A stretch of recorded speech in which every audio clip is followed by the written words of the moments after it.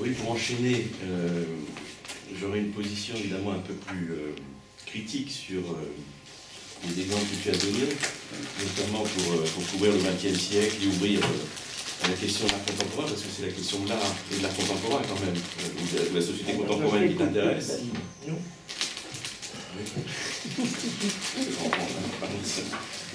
Et donc, par exemple, toutes les références que tu as faites, que ce soit Adorno, Braque ou l'expressionnisme, tu passes effectivement d'une forme d'art à une autre, tu pars d'un thème thématiquement assez prégnant, hein, où la mort et la vie sont très présents, où le hareng, bon, par son odeur aussi, fait question, métaphoriquement, mais on voit quand même, selon moi, qui suis donc à la fois peintre et philosophe de formation, ce que je trouve être une division plutôt originaire, et ce que j'avais développé dans ton séminaire l'année dernière sous le nom de plastique pur, dans la mesure où, par exemple, un objet quotidien pour les impressionnistes, c'est pas un objet spécialement subversif, bas, ça ne veut pas d'un matérialisme de bas, hein, au sens du matérialisme bas d'une certaine littérature, baroque notamment.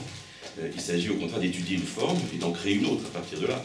Et si on sait que, par exemple, quelqu'un comme Breton n'appréciait justement pas Cézanne, c'est qu'il ne faut pas oublier, il détestait Cézanne parce qu'on ne peut rien faire du tout pour lui.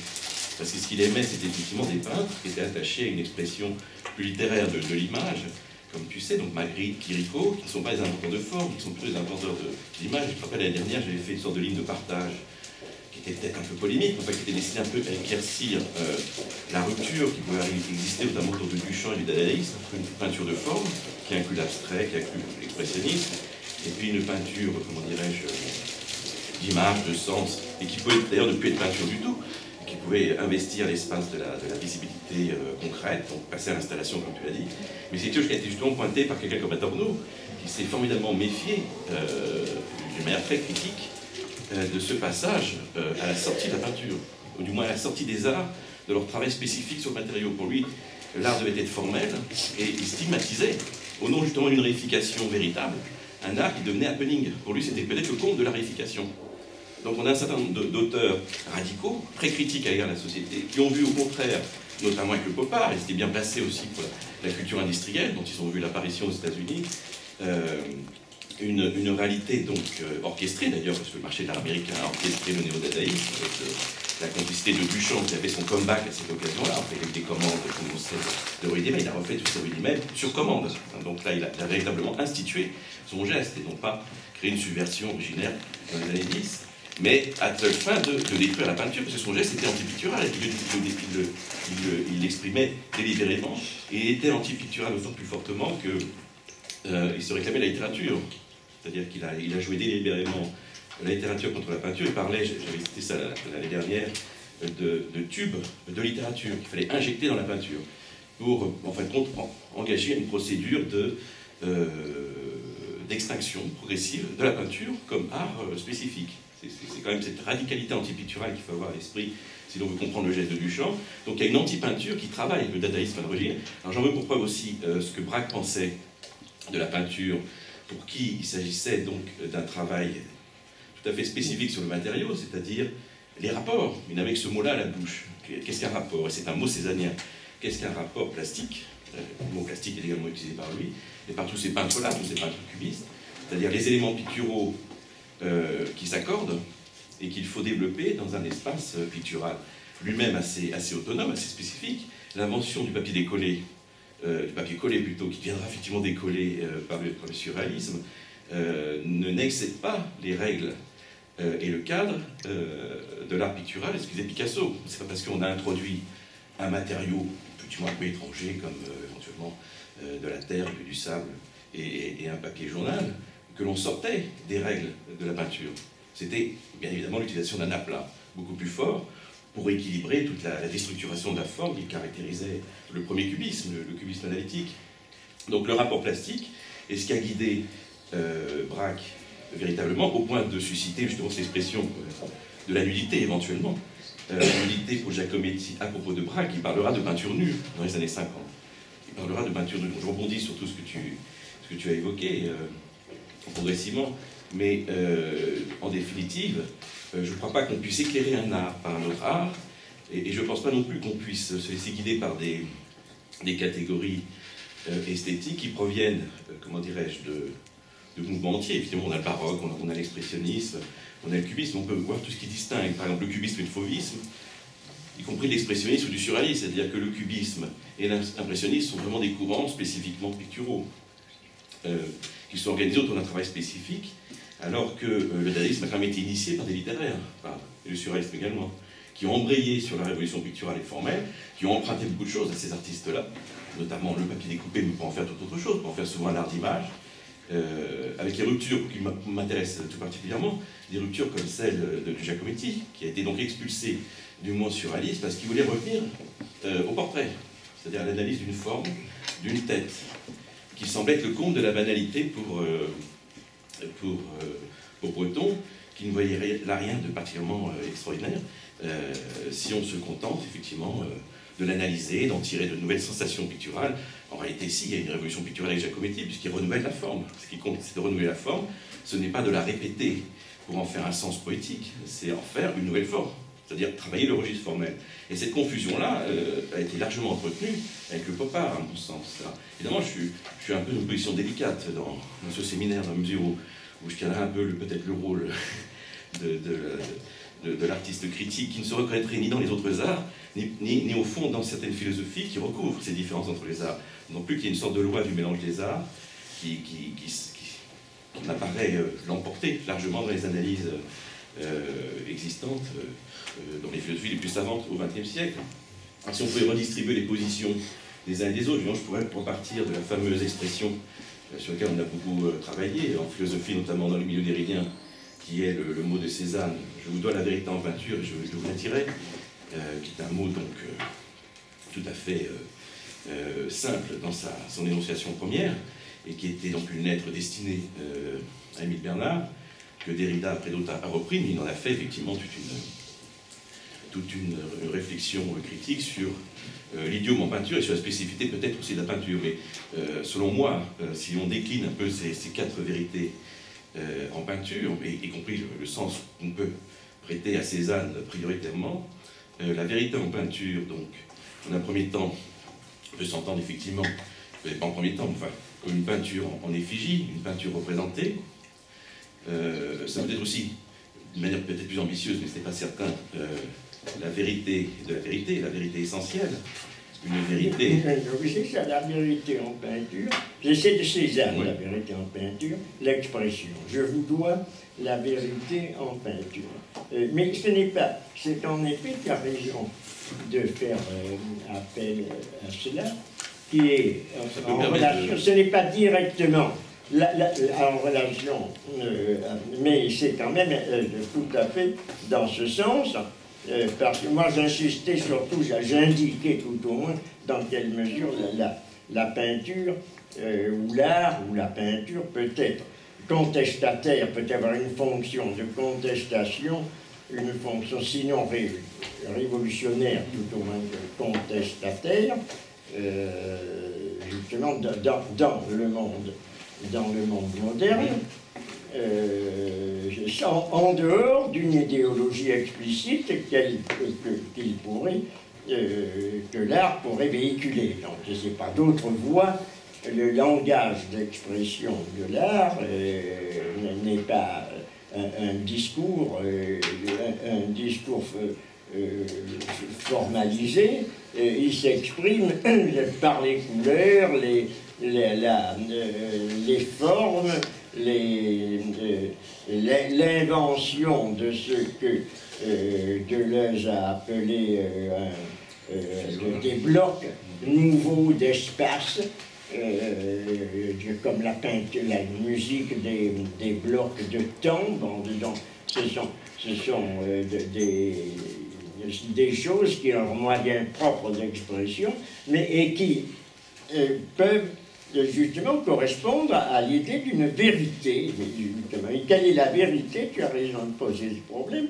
Quelle est la vérité en peinture? Derrida a consacré un gros livre qui s'appelle La vérité en peinture. C'est ça, tu l'as ici.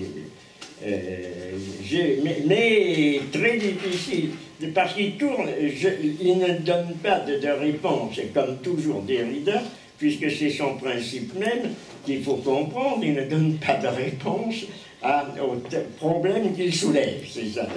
Or, le lecteur a toujours envie d'avoir une réponse. Par exemple, Cézanne, quand il parle de la vérité en peinture, donne une réponse relative, puisque la réponse de Cézanne, ça serait de faire ce qu'il appelle du poussin d'après nature, ou d'utiliser, de voir dans la nature essentiellement des cubes, des formes géométriques, dans une sorte de réduction qui est en même temps, ce n'est pas une réduction au sens péjoratif, mais c'est de ramener des choses confuses à des choses qui sont des choses claires, à des choses qui sont aussi claires que des combinaisons d'ordre géométrique et qui ont été utilisées, je parlais de Braque par exemple, d'une façon plus systématique encore dans le cubisme, au moment où Braque, Picasso, Rangris, etc., ont amorcé la voie de la rupture avec le colorisme des fauves vers le cubisme, en s'inspirant justement, en se recommandant de Cézanne. Or là, il y a aussi une recherche de la vérité. On voit très bien qu'il y a quelque chose qui est une recherche de la vérité en peinture. C'est pas la voie de Derrida, dans laquelle je ne me hasarderai pas d'ailleurs, mais puisque tu l'as abordé toi-même, je te laisse la parole.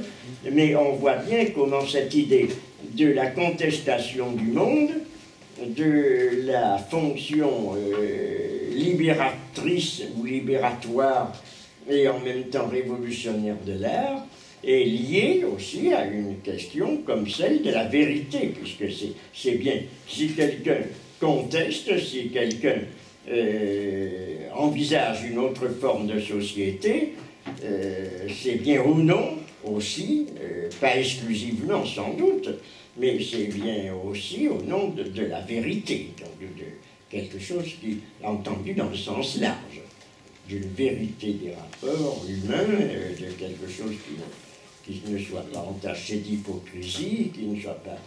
là, le sens n'est pas exactement vérité-erreur, mais c'est l'opposition entre vérité et fausseté, ou c'est véracité, fausseté, sincérité et hypocrisie, etc. Donc c'est une vérité de cet ordre dans laquelle s'inscrit l'activité de création artistique. Mais ce n'est pas très clair, encore une fois, dans le texte de Derrida, tout au moins à mes yeux, parce que on voit, il abonde très certainement en ce sens, mais il ne dit pas, voilà, quelle est la réponse à cette vérité en peinture. Et toi, alors, tu as participé à une exposition qui s'appelle « De la vérité en peinture ». Est-ce qu'on a répondu à cette question de la vérité en peinture? Tu parles de l'exposition à la Fondation Mag, alors Comment? Tu parles de l'exposition à la Fondation Mag sur la vérité. Bon, la question de la vérité en peinture. Ça s'appelle pas la vérité en peinture? Oui, rapport de philosophie. Oui, c'est les aventures de la vérité à la Fondation Mag. Moi, c'était juste une vidéo sur les portraits de Derrida, qui était mise dans une installation avec lecture de philosophes. Donc, comme je connaissais Derrida, il a fait des portraits, on m'a fait lire un texte, Spectre de Marx, sur lequel j'ai travaillé. Mais je ne fais pas une intervention d'ailleurs sur la vérité peut-être en peinture, mais c'est aussi ce que j'appelle les plastophanies, parce que c'est plutôt Bernard Lévy qui m'avait pris mon terme de plastème pour faire en fin de compte une sorte d'histoire des emprunts de la philosophie et de la peinture, des arts plastiques et de la philosophie qui se seraient, comment dirais-je, fécondés l'un à l'autre, comme les arts ont très bien pu se féconder les uns et les autres. Moi personnellement, je pense dans une coupure non seulement entre les arts mais entre la philosophie, mais je ne pense pas que la philosophie a fait un quelconque mal véritablement à la peinture. Je pense plus qu'à la littérature liée à la philosophie a peut-être créé des problèmes de compréhension, notamment des critiques d'art naissantes, hein, dans l'Antiquité comme au XVIIIe siècle, avec notamment le procédé de l'ekphrasis, qui est extraordinaire, où on peut effectivement décrire un tableau en le transformant progressivement en poème, en narration, en film, et en oubliant que c'est de la peinture, évidemment, puisqu'on décrit un sujet, et on connaît comme ça d'assez célèbres descriptions, où la peinture se dissole sous nos yeux, puisqu'on a un véritable roman, une véritable histoire. mais ce n'est pas tellement la question qui, à mon avis, pouvait intéresser les peintres modernes, lorsque Cézanne disait qu'il ne fallait surtout pas tomber dans la littérature ou dans la philosophie en peinture. C'est-à-dire, littérature était devenue un terme péjoratif, parce que littérature était assimilée à une domination esthétique antérieure. Alors, non pas que la peinture n'avait pas acquis ses lettres de noblesse, mais il y avait une sorte de malentendu, notamment, par exemple, à travers l'imitation, ce qu'on appelle l'imitation, ou la représentation qu'il faudrait abattre. C'est devenu un lieu commun, c'est devenu un cliché. Deleuze s'oppose au cliché, mais le cliché de l'imitation qu'il faudra abattre, c'est comme le cliché de la profondeur perspective qu'il faudra abattre. Bon, la perspective, effectivement, est un procédé conventionnel, mais la profondeur, un homme comme Matisse ne renonce pas à la profondeur. Les 3 dimensions, c'est une convention aussi grande que les 2 dimensions. Un animal n'est pas sensible à la plat et aux 2 dimensions. Donc là, il y a un effet formaliste, issu peut-être de Greenberg ou d'une lecture moderniste, qui fait du tort à la richesse d'invention des grands modernes, des impressionnistes, des cubistes, des abstraits, ou des gens comme Giacometti et même Bacon, qui n'aimaient pas Andy Warhol pendant Bacon. Donc, la démarcation existait encore dans les années 60-70, on ne confondait pas des pratiques artistiques considérées comme opposées. Ah non, mais parce que ce qui est quand même extraordinaire, c'est que le recouvrement s'est fait après. On a appelé peintre des pratiques qui n'auraient pas été appelées peintres ou picturales chez les dadaïstes, chez les premiers performeurs. Et bizarrement, avec les axionnistes viennois, c'est ce que j'avais évoqué, ils se sont dit peintres. Leur geste le plus pictural consistait à sortir de la peinture, et pas beaucoup d'art qu'on fait ça. Et toujours au nom de la vie ou de la mort. Ce qui est quand même problématique. Mais par exemple, la mimésis, pour un peintre qui s'intéresse au rapport plastique, au fond, c'est pas un vrai problème. On peut être aristotélicien et modeste, en considérant au fond qu'il ne s'agit pas tellement de reproduire une certaine fiction de la réalité, selon un système de convention, il s'agit de se laisser guider, d'ailleurs, parce que de reproduire une sensation, comme le dit bien Cézanne, qui peut d'ailleurs apparaître sans aucun modèle au cours de la pratique artistique d'un peintre qui est devant sa toile. Mais cette sensation et c'est un rapport plastique qui va guider. Donc il va trouver des équilibres plastiques, il faut harmoniser les rapports, donc un rapport qui crée un déséquilibre, donc un malaise, il faut que j'intervienne à un moment de la toile, enfin un autre aspect de la toile, une autre partie, pour rééquilibrer. Et puis à nouveau il y a une balance dans votre sens, et le travail pictural consiste essentiellement dans ce balancement progressif vers l'occupation totale de l'œuvre jusqu'à sa limite, à laquelle elle commence à nouveau à se détruire, et peut-être pour aller plus loin, mais c'est une logique de rapport plastique. Donc ce que l'on imite, c'est des rapports plastiques.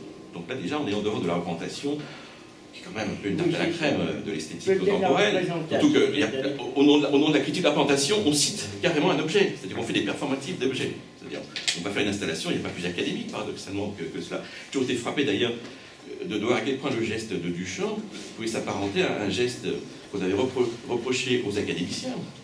Les académiciens, c'est-à-dire aux auteurs des grandes machines, tant décriés, qui effectivement avaient du métier, mais pour faire quoi? Pour exprimer un grand sujet, un sujet noble, mais aussi bien un sujet profond, c'est-à-dire un poème, une poésie, un sens.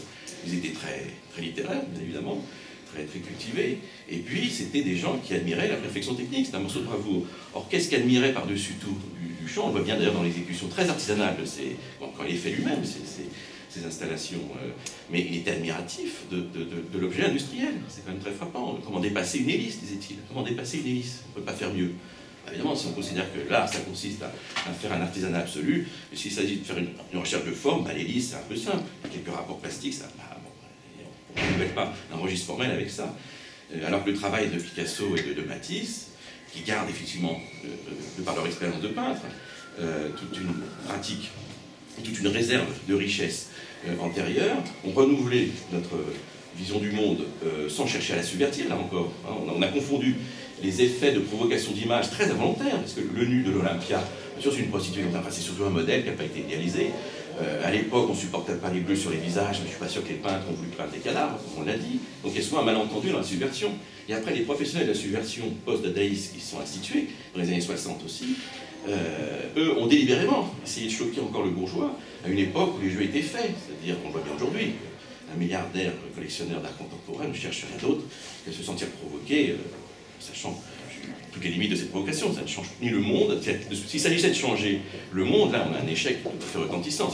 S'il s'agissait de faire disparaître le clivage, c'est ce que dénonce d'ailleurs Adorno, on s'est mal pris. Il s'agit de faire disparaître le clivage entre vie, art et société. Moins qu'on puisse dire, c'est que ce clivage s'est renforcé. On a des murs, des systèmes de protection extraordinaires. Alors je ne sais pas si la vie a disparu, si nous sommes tous déjà morts, mais ce qui est sûr, c'est qu'une certaine peinture a été mise en cause et oubliée dans sa recherche spécifique au nom d'une liberté comme on cherche encore, et d'une subversion qui laisse à désirer, comme on sait aujourd'hui.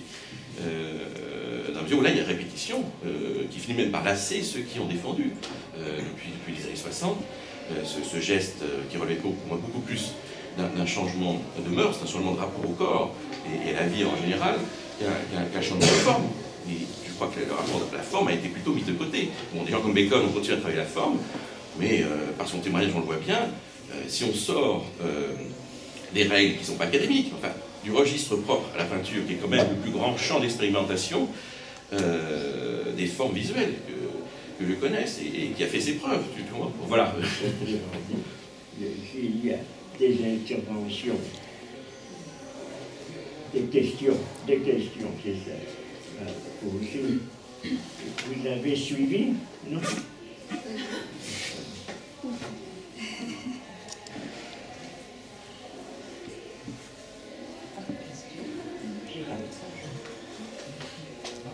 Oui, sur n'importe quoi, en fait, sur ce qui est en relation avec le sujet. Je veux dire, c'est que Duchamp savait ce qu'était la plastique, tel que je l'entends. Comment? Duchamp savait ce qu'il condamnait. Il disait, par exemple, il disait que le cubisme était toujours plastique. Il disait que le surréalisme n'avait pas grand-chose à voir avec la peinture. Il l'a dit, ça. On l'a oublié, Duchamp.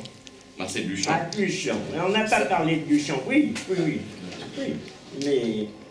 Donc Duchamp lui-même savait ce qu'il en était de la peinture pure, enfin plastique, etc. Dans le cubisme, et c'était totalement peintre. Mais non plus du surréalisme en général, ça joue quand même. Parce que je n'ai pas parlé, je n'ai pas eu l'intention de faire un tour d'horizon général, c'est un petit angle de vue. Mais je voulais dire que la vérité... Je n'ai pas terminé, je n'ai pas développé. On la voit dès les salons de Diderot, c'est toujours question de vérité. La vérité est identifiée à la vie. La vérité, c'est la vie, la reproduction de la vie, la représentation de la vie. On la voit également dans ce que dit Delacroix, Baudelaire, Cézanne.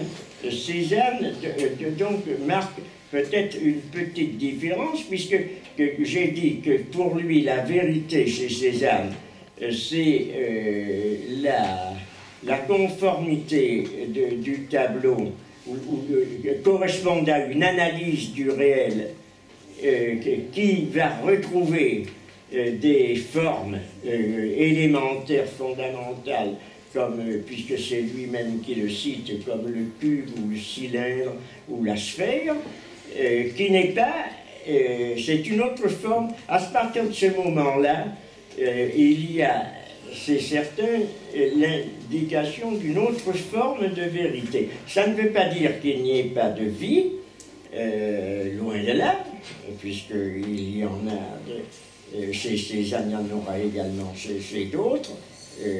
Van Gogh aussi a une idée de vérité qui est plus liée à la couleur, mais qui n'est pas non plus une vérité exactement dans le sens de Diderot ou de Delacroix ou de Baudelaire qui sont un petit peu semblables dans leur définition de la vérité picturale. Si on regarde les salons ou les façons dont les peintres ou les critiques se sont exprimés. Ensuite, c'est une question de langage, c'est certain, mais c'est de vocabulaire. Bon, les manières de parler des œuvres ont changé depuis le XVIIIe siècle, depuis Diderot, c'est certain. Mais il y a également, sans doute, l'orientation, la façon de voir les choses qui a varié, avec le surréalisme aussi, d'ailleurs, ça change. C'est pour ça que je n'ai pas voulu aborder l'ensemble de ce problème qui est extrêmement vaste et qui est tout à fait au cœur des questions qu'on peut se poser, mais je crois qu'il ne faut pas non plus schématiser, qu'il faut voir les différentes orientations que l'on peut adopter dans cette définition de la vérité. Mais dans la mesure parce que ce qui peut s'opposer d'ailleurs à d'autres conceptions, peut y avoir fort bien des conceptions de l'art qui ne vont pas poser à l'art une question de la vérité. Les analyses esthétiques, dans un sens de Kant, de la critique du jugement, de la faculté de juger chez Kant, ne concerne pas un problème de vérité, c'est certain, puisqu'il concerne un problème d'affect, c'était tout à fait, ou d'affection même, puisque c'est en relation avec le plaisir et la douleur, donc c'est une façon de traiter a priori cet accord relativement à des sensations qui sont théoriquement tout à fait individuelles et dont les seuls critères sont individuels, chercher l'universel et le communicable là où au contraire où il semble que chacun soit juge de ce qui lui plaît ou qui lui déplaît. La mise en relation de l'art avec des problèmes de goût n'est pas exactement la mise en relation de l'art avec un problème de vérité. Est-ce qu'on peut dire qu'il y a une substitution totale à l'heure actuelle des problèmes de goût, et qu'il n'y a jamais eu d'ailleurs une substitution des problèmes de vérité, qui sont des problèmes, sinon épistémologiques, du moins des problèmes qui mettent en jeu une faculté de connaître. Chez Kant, il ne s'agit pas de la faculté de connaître, puisqu'il s'agit de la faculté d'éprouver du plaisir et de la douleur, ce qui n'est pas exactement pareil. Et c'est pas non plus quelque chose qui quoi qu'étant apparenté à ce qu'il appelle la raison pratique, c'est-à-dire à des notions de caractère moral, il n'y a pas non plus, bien évidemment, de question de moralité dans l'art, bien qu'il y ait, on peut dire, et à juste titre, on peut dire qu'au contraire, l'œuvre d'art, la relation à l'œuvre d'art est aussi une relation qui n'est pas simplement esthétique, mais une relation éthique. Et peut-être à partir de Nietzsche aussi, il y a quelque chose qui est une absorption de l'un dans l'autre. Donc il y a des différences qui peuvent être posées et qui ne permettent pas de confondre un domaine avec l'autre, c'est-à-dire le domaine de l'esthétique, le domaine de l'éthique, le domaine de la connaissance, mais en même temps il y a des passages et incontestablement toute la réflexion contemporaine, la réflexion ou la non-réflexion ou la recherche, si l'on veut, parce qu'on ne peut pas dire qu'il y ait nécessairement des réflexions bien approfondies, mais l'intérêt contemporain vient plutôt du côté plutôt que de la coupure très stricte qu'il y a entre ces différents domaines, vient plutôt dans la recherche de ce qui les rassemble, ou ce qui établit entre eux des ponts, c'est-à-dire de se demander comment l'art est en relation avec la morale, avec l'éthique, et chez Adorno également d'ailleurs, sans qu'il le dise, on voit bien que il y a quelque chose qui va, et chez Deleuze aussi, qui va faire que cette coupure, cette répartition kantienne très stricte n'existe plus, parce que si l'on pose le problème à propos de l'activité artistique, d'une exaltation de la liberté, ou si l'on pose le problème d'une contestation sociale, on n'est plus dans le domaine simplement du plaisir et de la peine, on est dans le domaine de la recherche d'un devoir-être, et dans le domaine d'un impératif, dans le domaine également d'une vérité, en un certain sens, qui fait qu'il y a rupture entre ces barrières qui sembleraient apparemment distinguer l'œuvre d'art de toute autre forme Et ces problèmes se posent, si l'on voit existentiellement, on voit que dans la vie de Cézanne, ne prendre que, puisqu'ils sont connus, ou de Gauguin, ou de Van Gogh, par exemple, qui en a parlé, les problèmes d'une éthique sont incontestablement tout à fait présents, ou les problèmes et pour Van Gogh, même d'une transformation sociale, ou d'une vision, tout au moins, d'une vérité sociale différente, donc de celle des institutions modernes. Et les peintres, justement, du pop art, par exemple, sont aussi animés de cette ambition d'intervenir dans la contestation sociale. Et donc, je précisais cela, qui est bien connu, mais en fait, de deux façons à mettre au point un petit peu les choses et montrer les différentes directions. Oui, mais je t'ai coupé la parole, peut-être que j'avais l'intention de parler.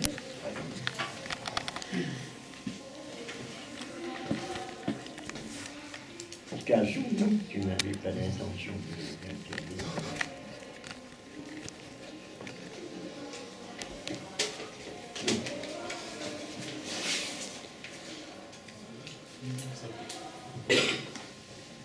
S'il y a, avant de redonner la parole, donc, nous avons jusqu'à, oh là, il est pas tard, nous avons jusqu'à la demi, donc il est 5 ans moins le quart, on a largement le temps, parce qu'il faudra également qu'on envisage l'organisation du calendrier, comme je l'avais dit, mais il faudrait d'abord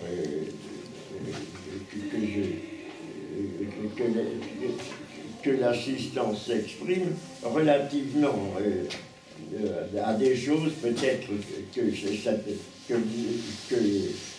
vous n'avez pas saisies ou sur lesquelles vous voulez demander des renseignements, des compléments. Je ne peux pas les inventer, moi, donc il faudrait que vous posiez les questions vous-même.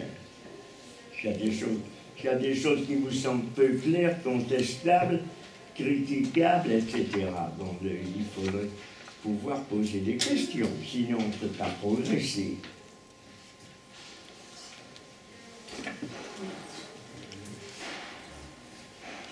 Je voulais te poser une question. C'est ça. Comme je suis sourd, vous allez parler à Pierre Dubreuil, parce que j'entends pas. Comme ça, je vais pouvoir dire des bêtises. Voilà, il me traduira ce que tu dis. Voilà. Il traduira bien. Oui, c'est ça, exactement. À moins que tu t'approches ici, si tu viens là. Ah non. Non, regardez la voix que j'ai, vous m'entendez là? Ça va? Non, mais il vaut mieux venir. Comme ça, je pourrais enfin. Autrefois, on faisait ça, on faisait venir. J'avais une pierre, mais je ne sais pas ce qu'elle est venue, c'est quelqu'un qui me l'a emporté. Une pierre philosophale, c'était là que je donnais cette pierre philosophale à celui qui voulait parler, et quand il parlait, il avait cette pierre. Comme cette pierre était assez grosse, sauf les gens très costauds ne pouvaient pas la supporter pendant très longtemps. Donc ça limitait la durée des interventions. C'était également une manière de limiter sans contraindre. Deux questions. Oui. De non-compréhension. Oui. Ah bon, parfait. Parfait.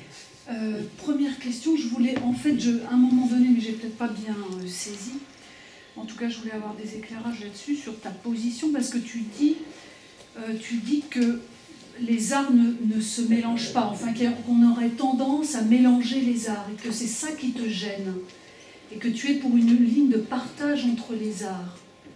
Alors, si j'ai bien compris ce que tu as dit. Et en fait, moi, oui, en fait, j'aurais bien aimé que tu reviennes là-dessus, parce que la question, par exemple, par rapport à Deleuze, qu'est-ce qu'a fait Deleuze dans Qu'est-ce que la philosophie, si ce n'est d'essayer de définir, hein, parce qu'il fallait, à un moment où la philosophie a affaire à des gens qui reprennent ces termes, qui jouent avec elles au nom d'une idéologie ou pour poser une idéologie de société. Bon, dans ce contexte historique, il fallait essayer de dire quelle était la fonction et le travail de la philosophie. Bon, Derrida avait déjà pointé les choses, François Châtelet me concernant, etc., et d'autres. Bon.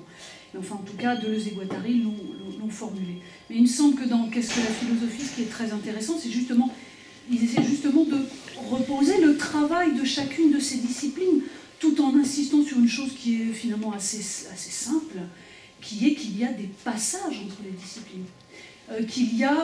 Que la philosophie tire et tirera son côté, alors là je reprends le terme de François Châtelet, son côté vivant, elle restera vivante, la philosophie, si elle sort d'elle-même, si elle va ailleurs, si elle va dans le cinéma. Alors, mais en fait c'est très intéressant ce qu'on se dit là, parce que c'est pas simple non plus à saisir. Moi je travaille un peu ces questions-là, mais comment on maintient la singularité d'un domaine dans lequel on est, comment on maintient la singularité de la philosophie, comment on définit son travail, tout en permettant des passages. C'est aussi la question que Derrida a travaillé. Voilà. Je voulais un peu ta position là-dessus. Au fond, j'ai toujours été frappé par des modes d'appréciation. Je ne sais pas si on peut organiser des choses comme ça, des modes d'appréciation artistique assez en conflit. C'est-à-dire qu'il y a des intérêts esthétiques, des jouissances esthétiques ne sont pas les mêmes. C'est pour ça que je réifie un petit peu l'objet d'appréciation d'un littéraire ou d'un peintre. Moi, je vois donc du blasphème, des rapports plastiques, je suis un sculpteur aussi.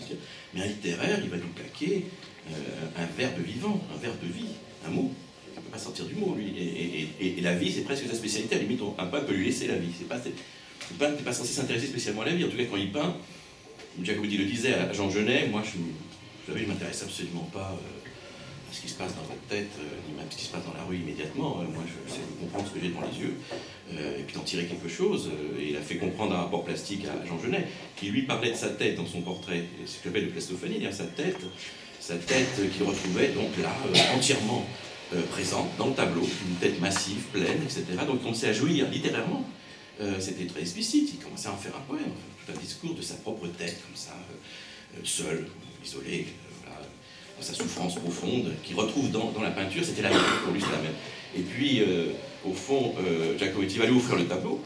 Il lui dit, mais pas tout de suite quand même, pas tout de suite. J'ai un problème de proportion, il manque une bande au-dessus. Dès qu'il lui a dit qu'il manquait un problème de proportion, qu'il y avait une bande au-dessus de la tête à ajouter, d'un seul coup, et c'est donc Jean Genet qui rapporte tout cela dans son texte, dans son témoignage, il a vu sa tête différemment. D'abord, il l'a vue plus puissante, donc là, une jouissance plastique, je dirais.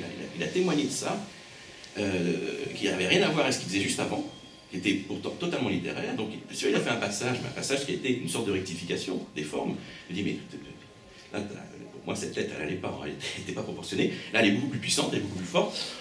Genet a dit que ça n'avait plus tellement de rapport avec sa tête, et de toute façon, c'était pas le problème, puisque c'était un extrait plastique, puis il en a fait autre chose, évidemment. Et donc, moi, je parlerais en termes d'intérêt, parce que l'intérêt, par exemple, d'un homme de théâtre, c'est de faire une synthèse des arts. Qui a développé la théorie de l'art total? Bon, c'est Wagner, ces gens comme ça. Ils ont intérêt à réunir tous les artistes, mais le peintre, quel intérêt à s'associer avec un musicien qui en a affaire avec des musiciens.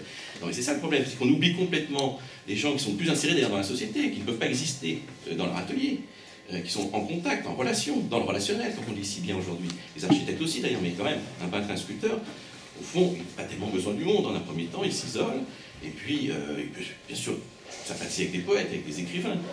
Il peut participer à des décors. Ça s'est fait effectivement à la grande époque de spectacles, où on a réuni tous les arts, mais encore une fois, le cubisme ne dépendait pas spécialement de la mise en scène. Il a quand même régénéré la mise en scène. C'est-à-dire qu'il y a mais c'est ça qu'il ne faut pas oublier. Ce que tu dis, il faut être assez clair, ce que tu dis là-dessus. Mais tu as intérêt à pointer cette différence-là. Oui, mais la question est... je crois qu'en tout cas, on a des philosophes dans ce département, ou en tout cas affiliés à ce département, qui, je crois, ont quand même essayé de poser les choses assez clairement. C'est la question de la synthèse. C'est-à-dire, quelle est la position, par exemple, de la philosophie par rapport aux arts? Est-ce que c'est une position de synthèse et de supériorité, ou est-ce que c'est une position de modestie, entre guillemets, sans être catho, c'est la grande question, mais une position de modestie malgré tout en maintenant la différence entre les champs créatifs? Enfin, je veux dire, la question c'est quelle est la position des uns par rapport aux autres? C'est la position de synthèse que tu critiques, synthétique. Oui, non, parce que je suis quand même plutôt anti-philosophe en un premier temps, comme je peux être antilittéraire, stratégiquement, méthodologiquement, hein, c'est pas sur le fond, parce que j'ai confiance en la philosophie pour démarquer la peinture et la littérature.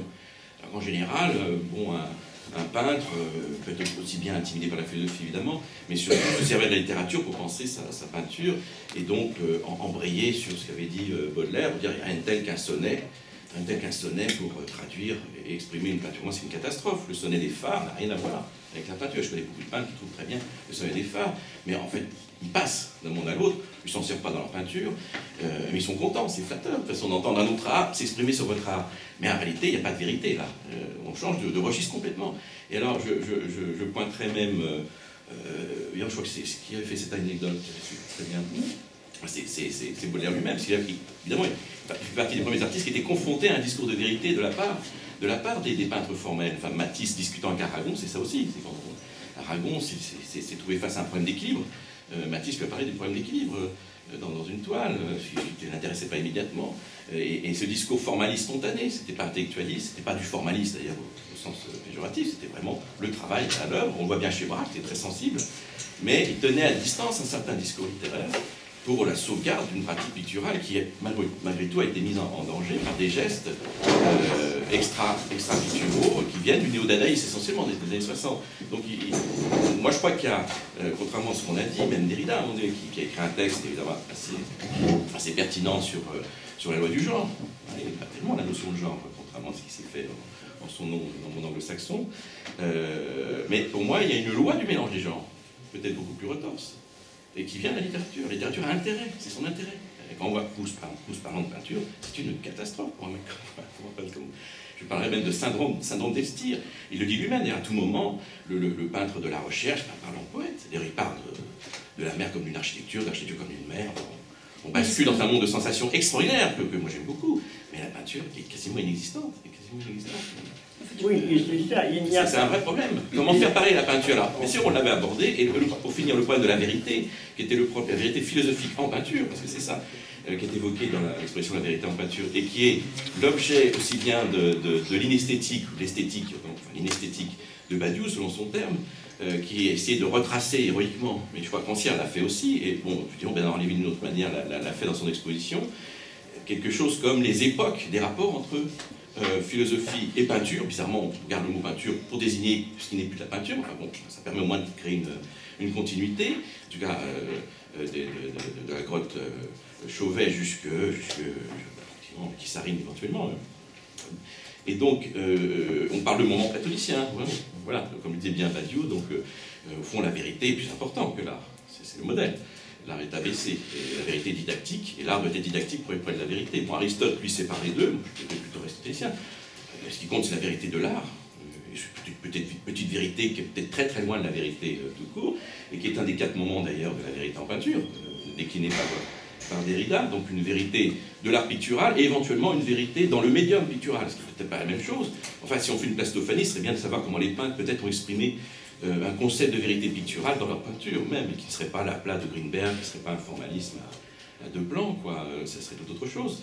Et puis, en définitive, on se retrouve avec une époque romantique, peut-être très dangereuse, où la vérité serait l'art tout court, et ce romantisme-là engloberait pour beaucoup, des Derridiens comme Lacoue le disent, engloberait carrément l'art contemporain, c'est-à-dire que la vie devient intensifiée, donc ce sera un nietzschéisme, un romantisme, et d'ailleurs toi-même, je crois, au nom de l'allégorie de Benjamin, ont été servis dans ton âge atomique. Enfin, il y a cette idée d'un romantisme très très large où l'allégorie inclurait véritablement, au nom d'une vérité de l'art intensifié, donc une vérité nietzschéenne des apparences, de l'intensité, quelque chose qui ne se distinguerait plus, effectivement, de la création formelle, de la création de la vie, mais la peinture disparaît dans cette logique-là.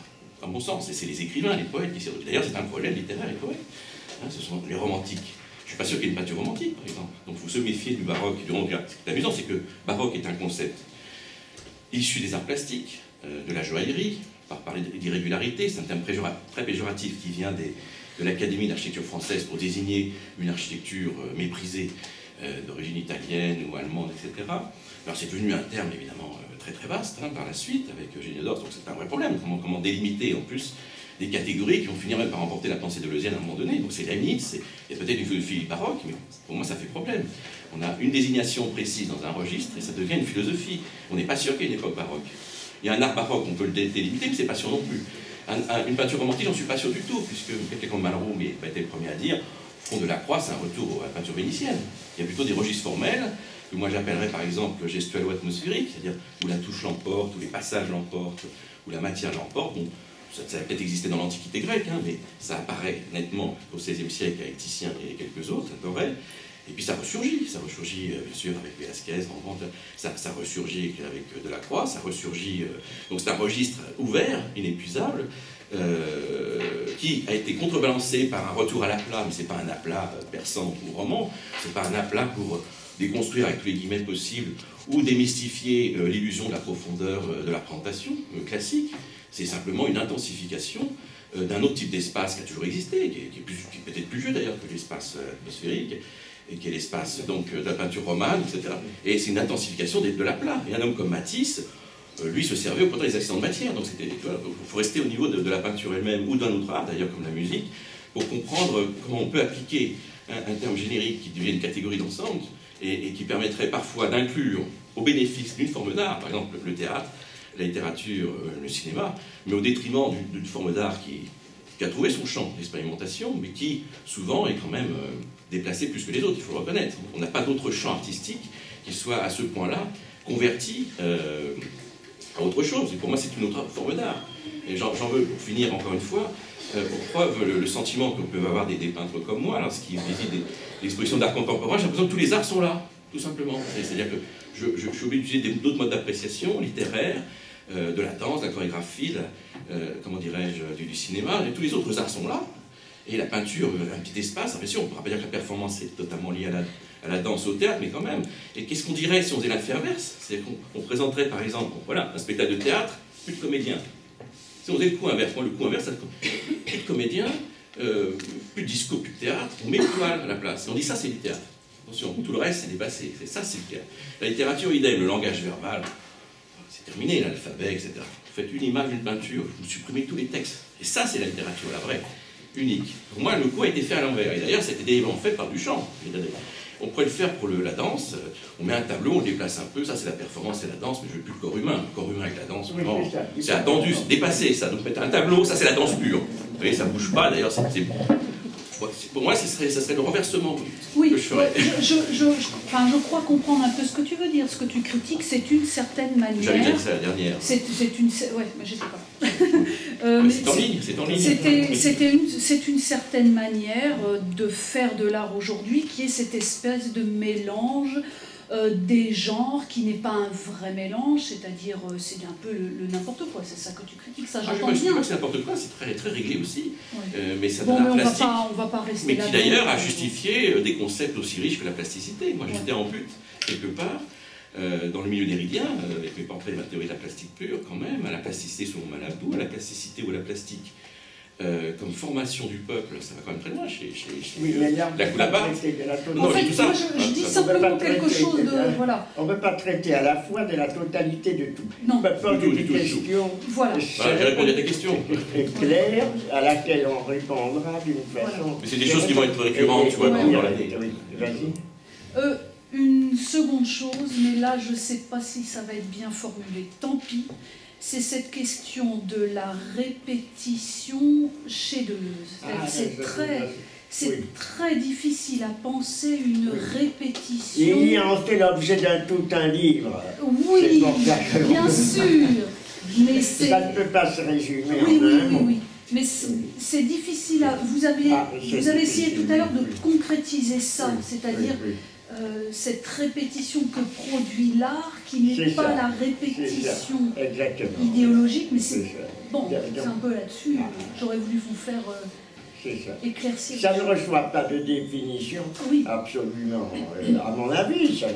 Il faudrait chercher, je ne vais pas y répondre pour ça. Je veux dire qu'il est très intéressant de voir utiliser à propos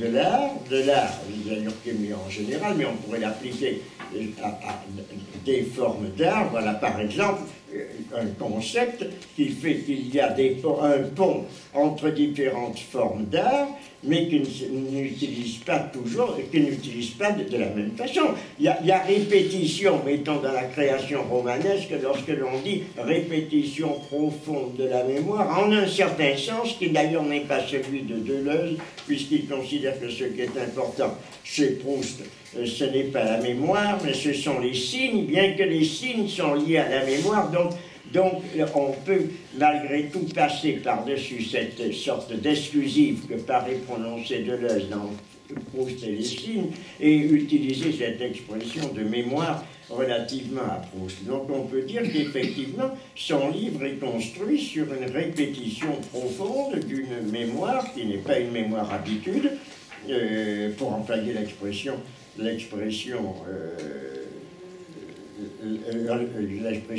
bergsonienne, qui ne se relie pas à un souvenir, à une mémoire habitude, mais à un souvenir pur, quelque chose d'autre. Il y a une répétition musicale donc, qui est très ancienne, puisque la musique, on pourrait dire, se fonde sur la répétition, sur la ritournelle, et dans ritornaria, il y a également l'expression, le sens de répétition, et la ritournelle a dans son fond essentiel, tel que l'a saisi et que l'analyse de Deleuze et Guattari, c'est Guattari qui a insisté essentiellement là-dessus, dans le domaine animal ou dans le domaine de l'éthologie, la ritournelle comme un marqueur existentiel, et en tant que précisément pratiquant cette répétition sans laquelle il n'y a pas de vie, puisque la vie est habitude, est liée à l'habitude, titre d'un ouvrage de Samuel Butler, qui sert un petit peu de guide d'ailleurs, à Deleuze dans les différences et répétitions. Donc il y a une répétition existentielle de ce point de vue-là, et la peinture aussi a sa répétition qui, dit-il, n'est pas à chercher dans le domaine de la copie, mais qui est à chercher dans une autre forme de répétition, qui est la création du simulacre, c'est-à-dire du percept, ce qu'il appelle le percept. Donc, qu'est-ce que la philosophie? C'est une voie simple pour interpréter la répétition. Là, nous avons trois formes de répétition, des répétitions qui conviennent à trois formes d'art, maintenant qu'ils sont à analyser, à nuancer, à différencier dans chaque cas. Je ne vais pas me lancer comme ça à l'improviste dans une analyse qui demande la référence à des textes et à leur confrontation, l'analyse des concepts, etc. Donc c'est dans ce sens que je pense que l'on pourrait analyser l'utilisation de ce mot de répétition ainsi que différence, car il donne un grand D justement là pour montrer qu'il y a quelque chose qui dans l'art est marqué par une répétition dans la différence et de la différence, dans quelque chose qui appartient au domaine et également de ce retour éternel qui est celui aussi, on pourrait dire, de l'art, c'est-à-dire que l'art, contrairement à une conception dialectique mal comprise dans le sens de l'interprétation de l'hégélianisme, verrait l'abolition de l'art dans la vie. L'art est une répétition de la vie, c'est-à-dire il n'y a aucune vie qui serait telle et aucune vérité qui serait telle que l'art s'y absorberait, ce qui avait été la vision hégélienne de la résolution de l'esthétique du romantisme, qui faisait reposer toute la vérité dans l'esthétique, tandis que pour Hegel, c'était l'abolition de l'esthétique dans la vérité, ce qui est assez différent. Donc on pourrait greffer là-dessus beaucoup d'analyses que j'indique, mais dans lesquelles je ne vais pas me lancer, mais qui sont valables à titre indicatif.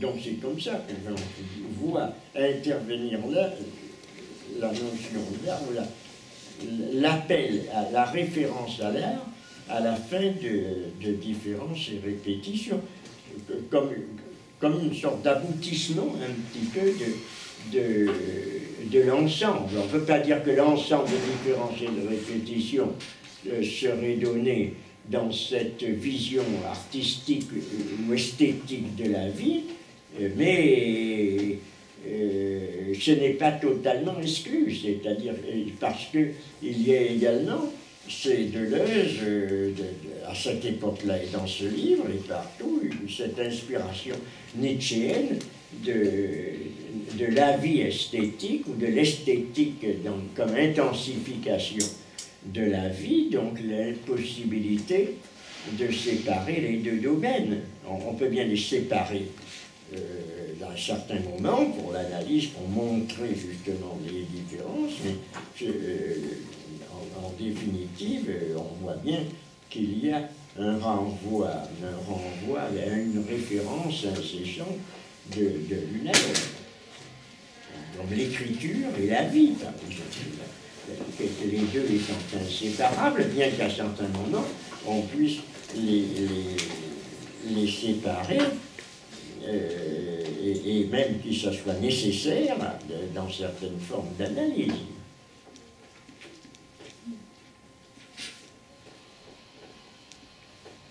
Si tu veux des points de passage, il y a une notion, vous voulez peut-être parler, non ? Le parergone chez Derrida, qui part en partie de Kant, qui justement crée les passages entre l'œuvre et ce qui est à l'extérieur de l'œuvre, tous les problèmes d'encadrement, de délimitation. Là, il y a de quoi faire et qui illustre, fait plus qu'illustrer, ce qu'il entendrait aussi par vérité en peinture. Je ne crois pas que ce soit des solutions plus positives, plus affirmatives ou même plus critiques que celles que tu trouves chez Deleuze. Ce sont surtout des concepts en exaltation, en intensification, qui, par leur richesse, par leur puissance de réflexion, d'écho, d'analyse et de critique, bien sûr, inspirent tout lecteur. Mais voilà, je crois qu'il faut effectivement tracer les lignes pour les interventions des uns et des autres en fonction de toutes ces... C'est toi qui m'avais proposé d'ailleurs d'évoquer la vérité en peinture, dans la mesure où ça pouvait un peu distribuer les places sur les questionnements qui nous intéressent. Merci infiniment. Parce que là, il faudrait que l'on s'entende pour l'organisation et que l'on ne soit pas pris de court. C'est malheureux parce que des gens qui avaient dit qu'ils m'aidaient ne sont pas là, comme Alexandre Costanzo ou Dutheil, ou Christian Dutheil,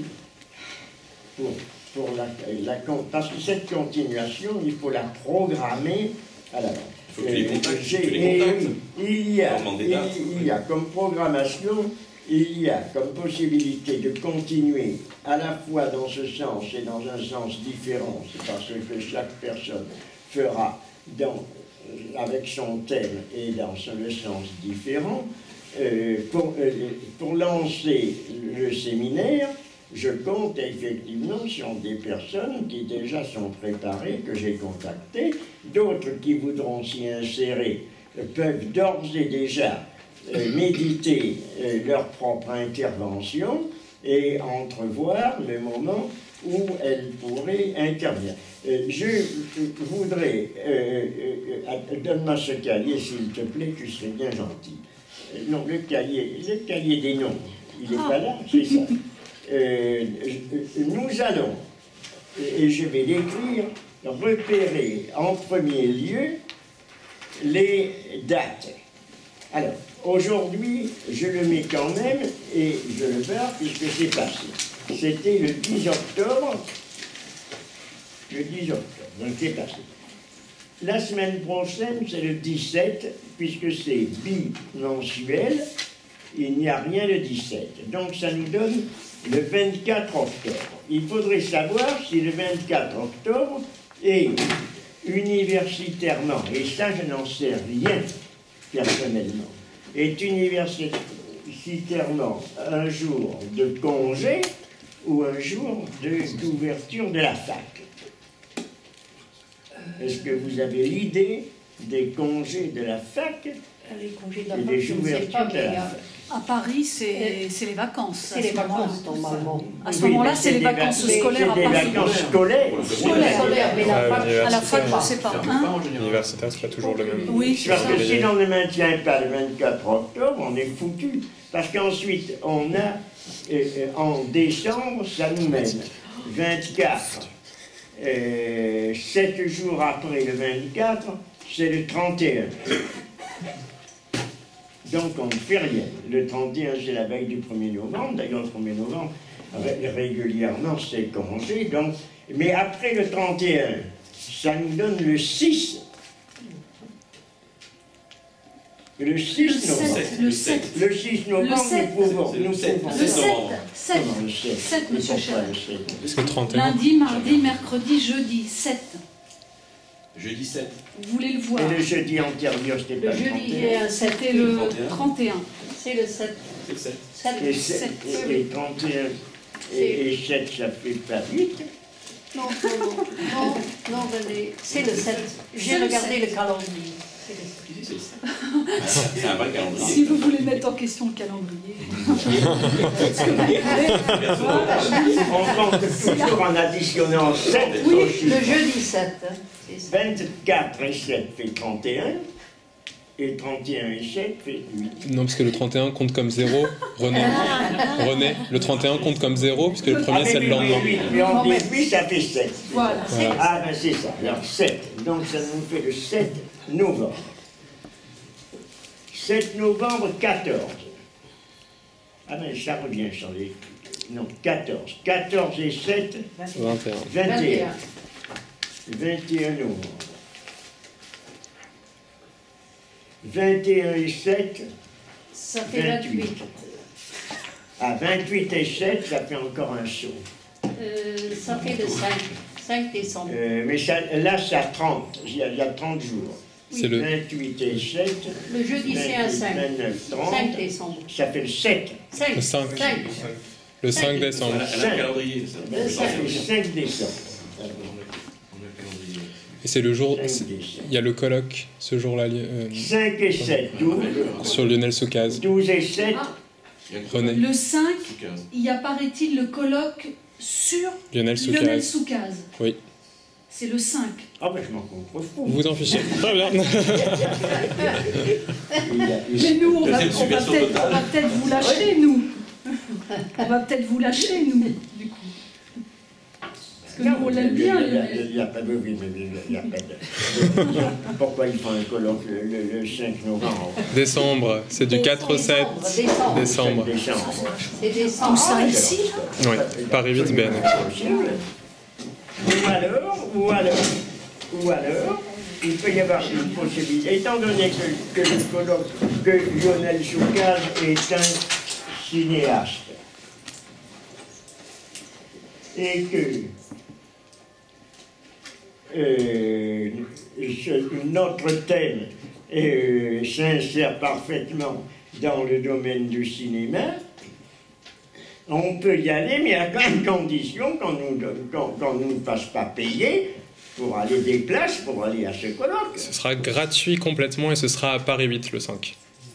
C'est gratuit et c'est à Paris 8. À Paris 8. Ce sera ici, oui. Ah, c'est toi qui Amphi vas- X. Oui, oui, c'est moi. Il y a des passages là, tu vois. Alors dans ce Il n'y cas-là, a pas de coup. il faut indiquer par avance, la séance du 5 décembre est consacrée au cinéma et à la cinématologie si l'on peut appeler, de Lionel Soukaz. Donc, il se transfère. Donc c'est ça. Donc c'est art et vie, cinéma et contestation d'ailleurs avec Soukaz. Ça entre parfaitement dans nos vues. Donc il faut dire que cette séance est transférée, se transporte. Amphi X. C'est ça. Département cinéma. On va C'est annoncer cinéma. que le séminaire se transportera là pour tout le monde. Ensuite, et ça nous permettra d'avoir des vues cinématographiques. Ensuite, alors 5 et 7, 12, ça ne marche pas. 12 et 7, 19. Ça, c'est 19 décembre, alors ça nous mène. 19 et 7, 26. Mais c'est la Noël. Donc,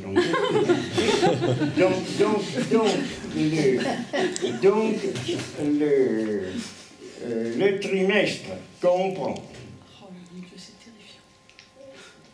nous, Balayer tout. 24 octobre, 7 novembre, 21 novembre, 5 décembre réservé, donc déjà pris. Et Brossat, donc, il voulait venir en décembre, Brossat, tu te rappelles? Comment? Hier, Brossat. Brossat nous a dit qu'il voulait venir en décembre. Il ne reste plus que 19. On ne peut jamais être Brossat à 19. Et Brossat. On peut déjà se mettre à cette date-là. Et puis, il y a deux dates. On peut déjà C'est ça. mettre- Alors on peut dire Brossat, on mettrait le 19 décembre. Ouais, il faut expliciter ça. Il parlerait de ce qu'il veut, je ne sais pas quelle est son intention. Il nous reste le 24 octobre. Écoute, Thierry, alors dans ce cas-là, puisque tu as commencé là à enchaîner, peut-être pourrais-tu avoir la gentillesse de faire la... Parce qu'à ce moment-là, j'aurais eu le temps de dire à Alexandre de venir, parce qu'il doit parler autour de Courbet. Là, voilà une monographie qui sera celle d'un peintre engagé, révolutionnaire, et qui est très intéressant également du point de vue de tout ce que l'on expose ici. Donc, il faudrait mettre ici, alors si tu veux, Thierry Briot, sur un thème que tu choisis et que tu peux réfléchir à condition de le mettre et de le mettre sur, de me l'envoyer, de le mettre sur le programme, de façon à ce qu'on puisse afficher dans la semaine ici. Je pensais plutôt venir je pensais plutôt intervenir en janvier, moi, personnellement. Je pensais plutôt intervenir en janvier. Je risque de pas vraiment être prêt. Enfin, tu me diras, oui, mais qui va j'ai des choses. Qui va t'en mettre? Qui va T'es très près, mais il est très prêt. Il n'y a pas de Très problème. près de René, mais... Non, mais... Le 24, vas-y. Ah bon, mais mettons.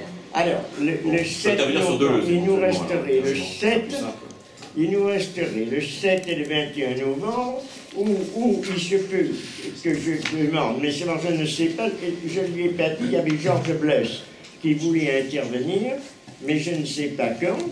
Georges Bleuss, que vous connaissez vraisemblablement comme professeur d'art, mais qui lui aussi s'est retiré, donc il accepte de participer à mon séminaire, puisqu'il n'enseigne plus en activité.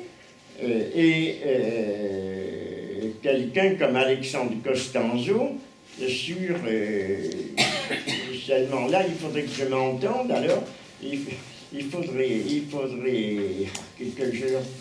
que je leur poste un mot aujourd'hui, et on établirait alors le programme avec donc le 24, Thierry Briot, le 7, Alexandre Costanzo ou Georges Bleuss, le 7 novembre, le 21 novembre, Georges Bleuss ou Alexandre Costanzo, le 5 décembre, Lionel Soucage et le cinéma, et le 19 décembre, Brossat, à condition que ces personnes que j'ai signalées ici interviennent.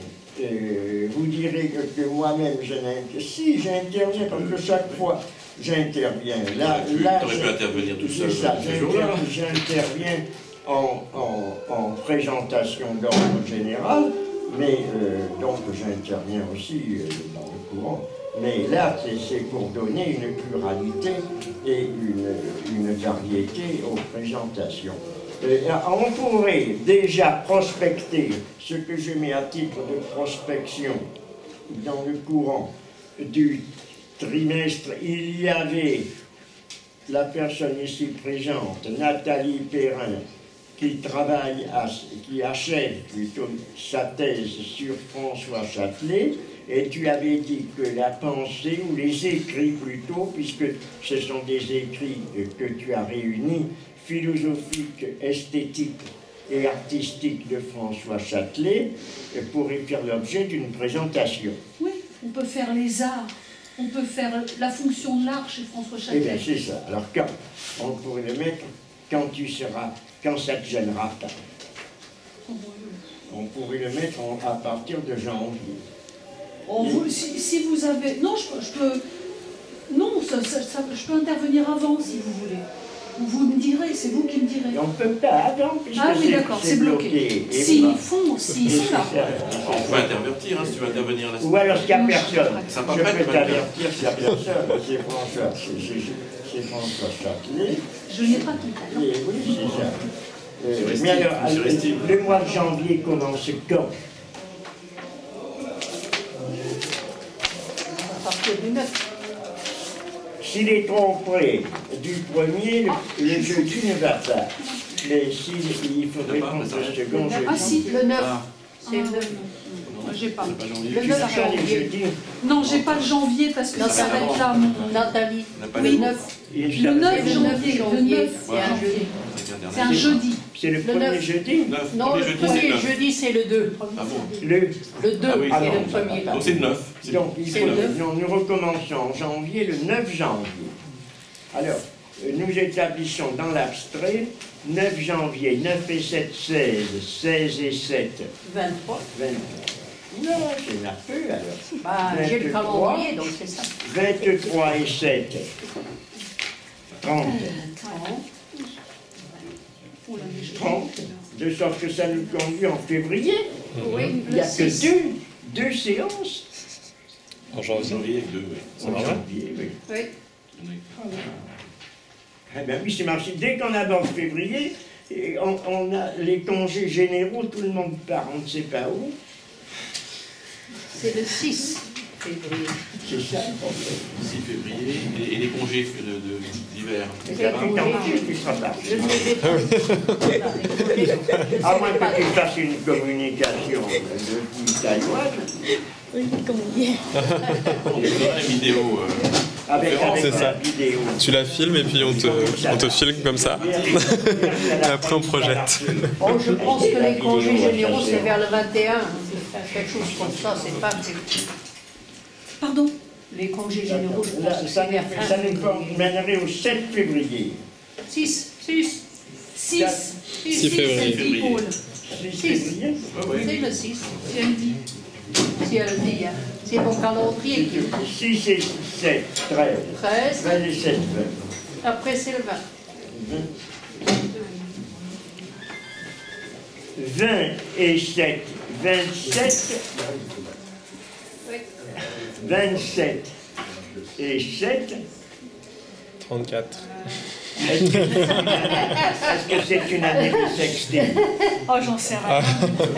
Que dit votre agenda? Est-ce que l'année est bissextile? Au mois de. Non, non, je crois pas. Au mois de mars, c'est le 6. 6 mars. Ça nous premier, c'est mène, le après 6. le 20, ça nous mène au Au mois de mars? 6. Au 6 mars. Ouais. Après le 20. Le 6 ou le 10 mars? Le 6. Six. Le 6. C'est le 6. 6. 6. 2 fois 3? Oui. Oui. Ouais.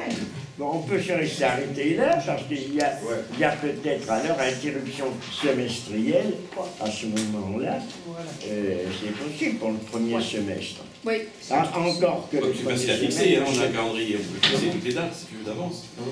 On peut déjà fixer les dates parce qu'on a le calendrier. Hein. Oui, mais on n'a pas le calendrier On universitaire. a le calendrier des vacances. On s'arrête à Donc, il y a janvier et après on va voir avec tous les. Ensuite, 6 On mars, est à mars là.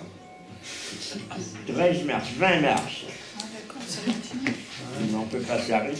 Vous voulez vous arrêter. Vous allez jusqu'au mois de Mais c'est déprimant, on voit le temps passer. Ça me Le mieux, c'est de déprime, remplir. surtout en fin de Le mieux, c'est thèse, de on remplir. déprime quoi. On est déjà Tu en veux mars, revenir vous vous au rendez mars? compte? On a pas C'est des dates d'avance. catastrophique. Il y a Après des le gens 6, qui sont c'est le intéressés 13. par Après le proposer. 20. J'en suis au 20 mars. Oui, le 20 Au 20 mars. Moi, de toute façon, Ah, vous aimez bien la prévision. j'aurais peut-être. Je serai sous la terre et fantôme sans Oh, René. Par les ombres myrteuses. Avec un rang, avec un rang. Comment on ça? Après, c'est 20 le 3 mars, avril. 27 mars. Après, c'est le 3 avril. Et le 3 avril. Moi, j'ai pas alors, suivi à c'est partir mis du 3 6. Hein. Comment? Le 20 mars et le 3 C'est avril. le 20 mars après. Et ça va à une vitesse constante. Oh non, vous exagérez. Ça. Perturbablement, il y a Paul qui continue 3 J'ai un calendrier. 3 et 10. Ben, c'est facile, 10 là. et Oui, après c'est le 17. Avril, hein. Avril, 17. avril. 17 avril, oui. 17 ou 19. 17. 17 avril. Ouais. Bon, pitié, alors Après arrêtons. tu arrives au 1er Ils mai. sont pas Hein. qu'on sépare, Ça il n'y a marche pas pas. qu'à... Oui, voilà, Et là, c'est bien. il y a des facteurs qui rentrent. 17, attends, continue alors. Après tu es au 1er mai. Tu es au 1er mai. C'est vite fait. Je chaume, c'est le 1er Ça mai. marche pas, alors. Oh, il y a un 1er mai qui est On subvertit le 1er mai, on est C'est là. le 15 Non, mai. arrêtons alors le... Après, c'est le 8. Arrêtons le 1er. Le 8. 15, bah non, le 15. On est tous les 15 jours. Puis le 15, après c'est C'est facile. le 15 mai. Attention, le 8 mai, il y a aussi un problème. Voilà, On va être donc c'est obligé, rien. si Le on 8 mai, veut- c'est si on veut férié. faire le moindre Pour les femmes. travaux fructueux, on est obligé de continuer jusqu'au mois de Il y a mai. 2 jeudis qui sont... Ça a fini. Sinon, on ne pourra rien faire. Ça a déjà failli finir comme ça l'année dernière. Ça va là Bah, Oui, bien sûr. Mais bon, pour l'anticiper comme ça, c'est pas Oui, évident. mais Moi, tu verras, là, il faudrait prendre le programme. je prends le programme et je vous fais. Eh oui, c'est ça. Je vais, ce programme en blanc, je ne vais pas l'envoyer à tout le monde, mais à ceux dont j'ai l'adresse électronique, je le ferai. Donc, je ferai le programme en blanc avec la notation déjà des prévisions. Donc, à ce moment-là, ça nous lancera pour faire quand même les prévisions de... Vous voyez que c'est une année, hein, ce semestre est vite passé, c'est évidemment... et pourtant, la régularité de ce séminaire à 15 jours n'est pas mal. Il y a des séminaires qui sont beaucoup moins réguliers, il y en a qui durent... mais parfois, ils durent peu, mais ils sont plus serrés. Mais là, je préfère le faire durer tout au cours de l'année, même s'il est moins serré, parce que c'est plus commode. Parce que s'ils sont... il y en a qui sont contractés en 2 mois, alors... non. Il faut bien travailler sur l'année. Faisons cela. Il faut bien travailler sur l'année. Oui, voilà. Faisons cela. Eh bien, je te remercie. Alors là, c'est pas toi. Non, c'est pas moi. T'es venu avec? C'est venu sortir.